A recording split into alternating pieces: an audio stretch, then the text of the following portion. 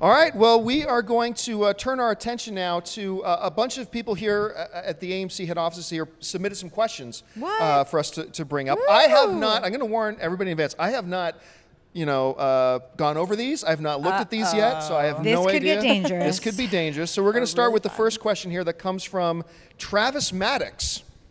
And Travis, There he is. Travis is up there. Do we have a camera on the studio audience? All right, so now you're on TV. Bam. You're famous, Travis.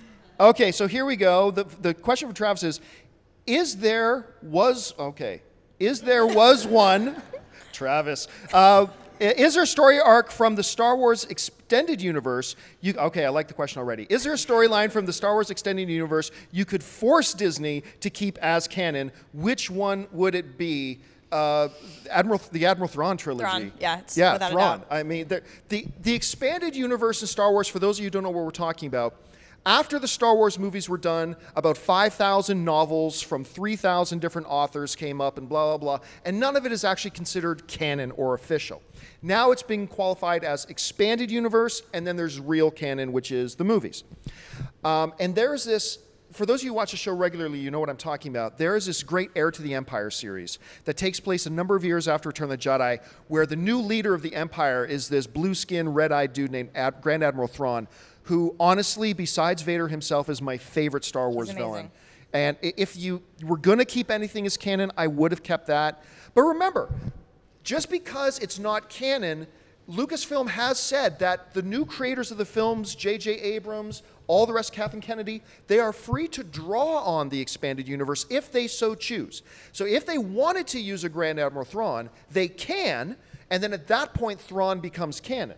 But I don't know, Schnepp, what about you? Was there any other expanded universe story you would be interested in seeing? I was just going to say, Travis, you're a big sweaty nerd, and it's awesome. That's his ultimate that's a compliment. compliment, Loving way. Like, yeah, I mean. Really? Nice. His daughter's middle name is Mara. This guy is a hero. I'm not kidding. That's awesome. Okay, so anyway. All right, so yeah, like the G canon, which we're talking about, is like the Lucas canon versus just the expanded universe, which is just floating about, and they can now pluck call things. it Legends. They now call it Star Wars Legends. So they just pluck whatever they want. So they could, anything that was cool that is not technically canon, they could make it canon. If they want. If they want to. So I'm sure, it's kind of a reboot or a relaunch of everything with JJ's new trilogy. It's going to be a movie every other year.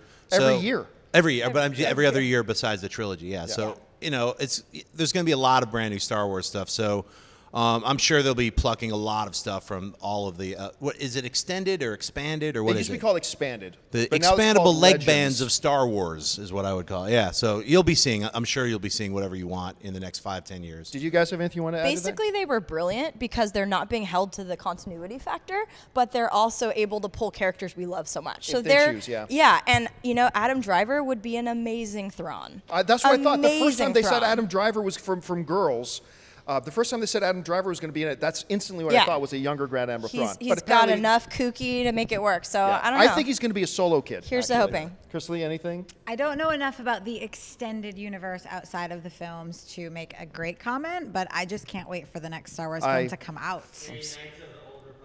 Knights of the Old Republic. Dennis says. Or Max von Sydow as Darth Plagueis. Darth Plagueis, that's a possibility. A lot of people are thinking that. Speculating that. All right, let's fly through a few more here. This one comes from Vince Sola. Is Vince here?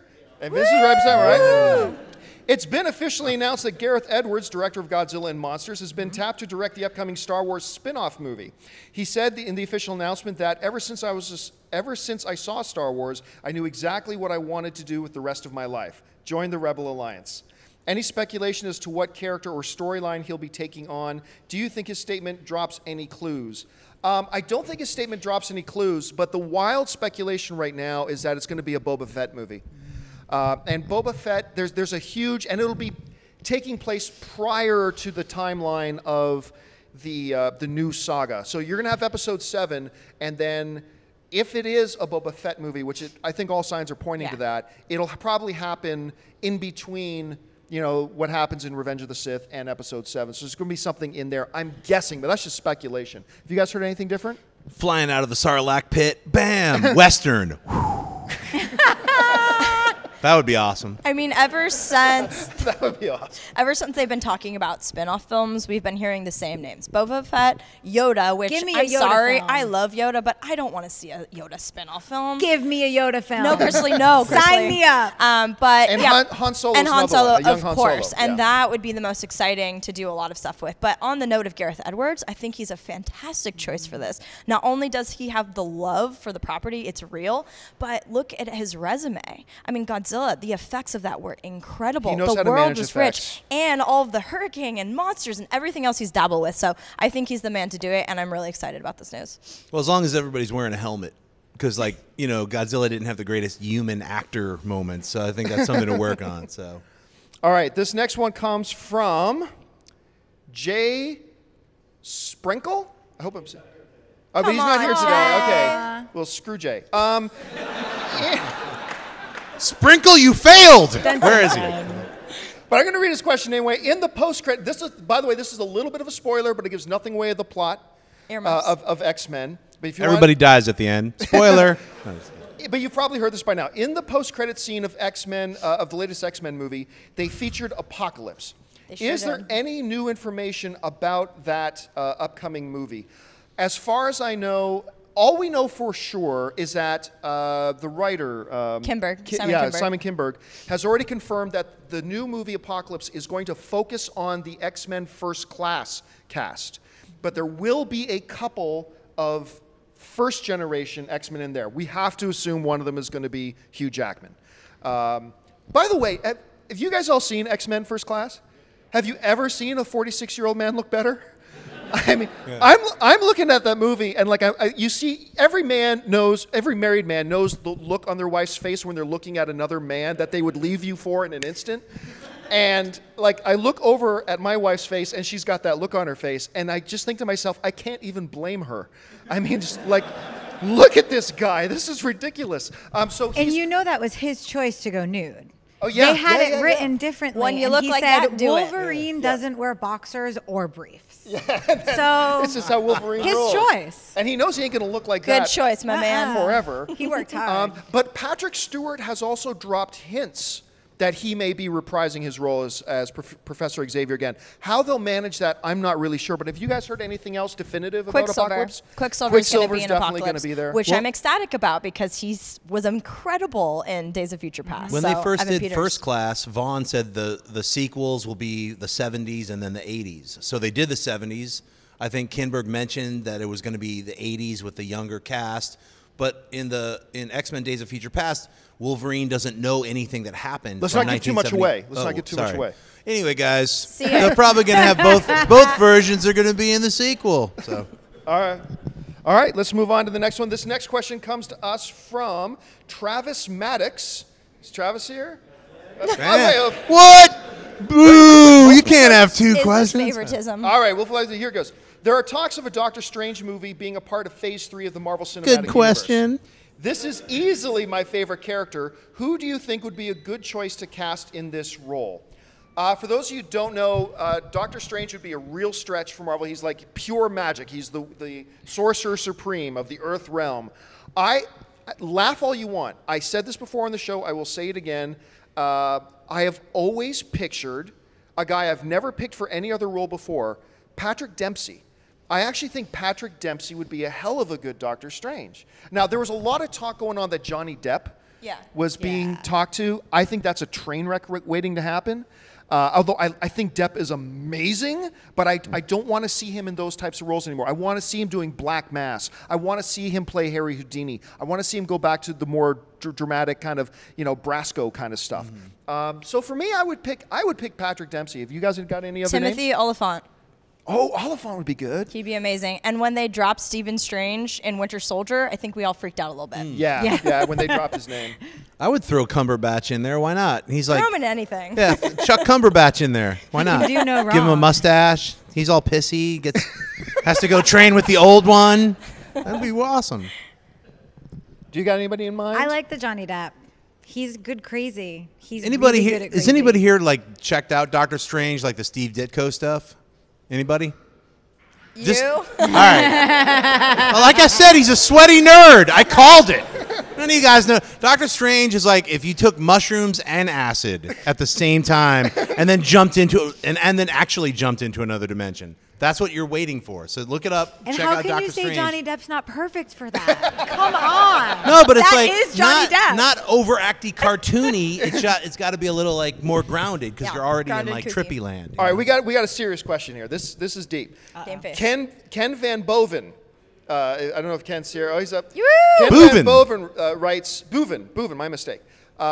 This is a big one. I hate it when filmmakers, seriously, I love this question because I hate it when filmmakers just like a girlfriend in high school string you along and they don't give you anything definitive. I hate that. So this question is, according to the Internet Movie Database, The Death of Superman Lives, What Happened is supposed to come out August 1st. Oh! John, is that just the premiere release? And if so, will that be available to a wider audience? Snap, let's what ask you, happened? When's Death of Superman Lives coming? Guys, let me tell you a little something about making films.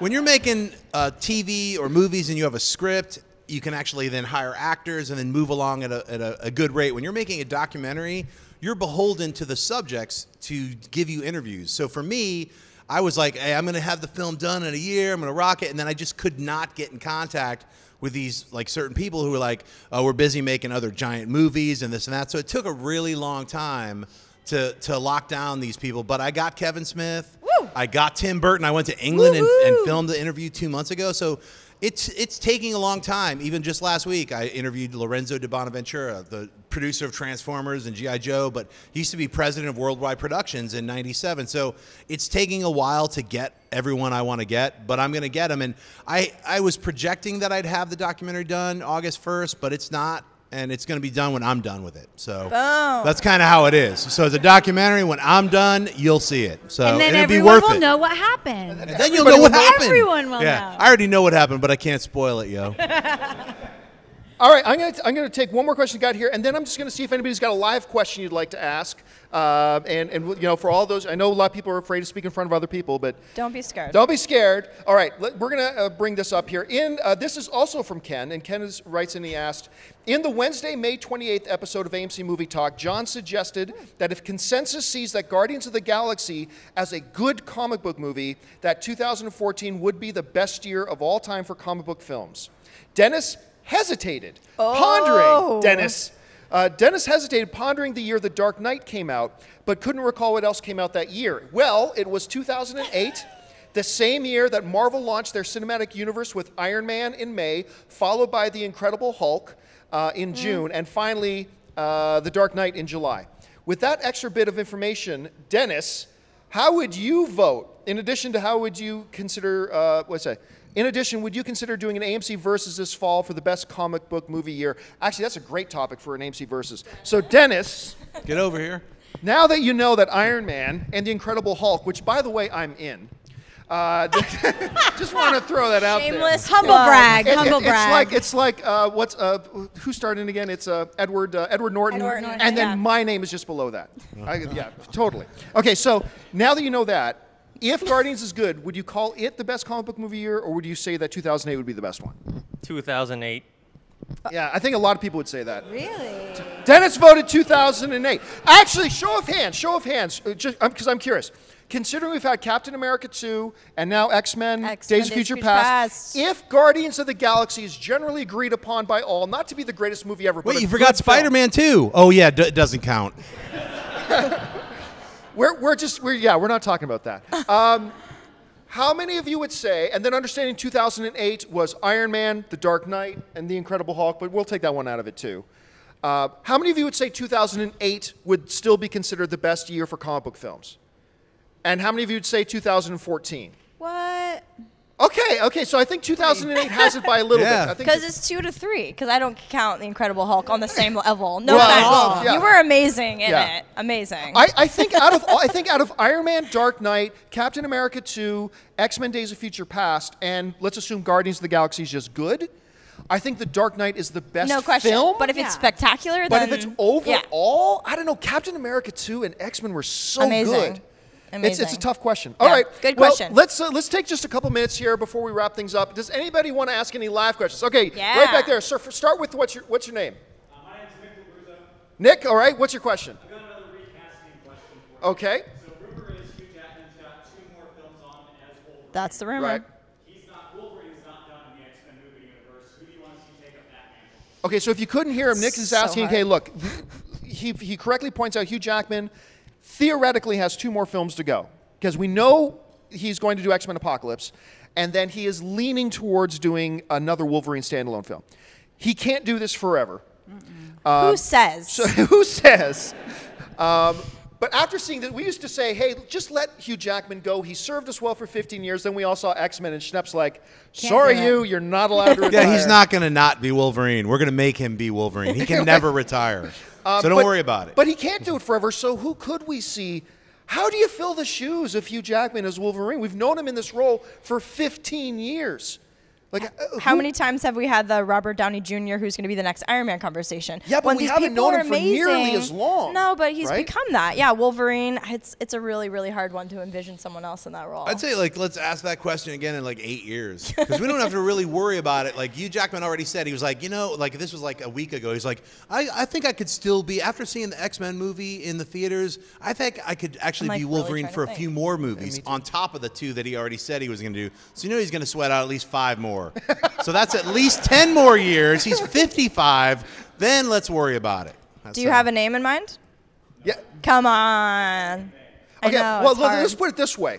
I actually started to really like Fat Schwarzenegger, but wait, what was the last movie he just did? No, trust me, follow me here. All right. What was the last movie he just did? Sabotage. Sabotage, okay. How many of you guys saw Sabotage? Okay, no, wow! One person! Me and Brett. All right, me and Brett. So, okay, there's a scene in Sabotage where Arnold, he's mad at somebody, and he's in the gym. Per usual. And dear heavens, physically he's back. I mean, they pumped him full of 4 quarts of horse steroids, and he looks as good as ever. I mean, he looks huge. And then we saw one picture that we don't have up here, but one picture of Arnold working out for Terminator, and Yeah, he's huge. massive. He's huge. So if Arnold can do this into his 60s, why can't Hugh? I'm going to throw a name out there, and the chat boards are going to explode, and I'm going to have 0 followers on Twitter by the end of the show. But I know that you Johnny agree. Depp. No, I know that you.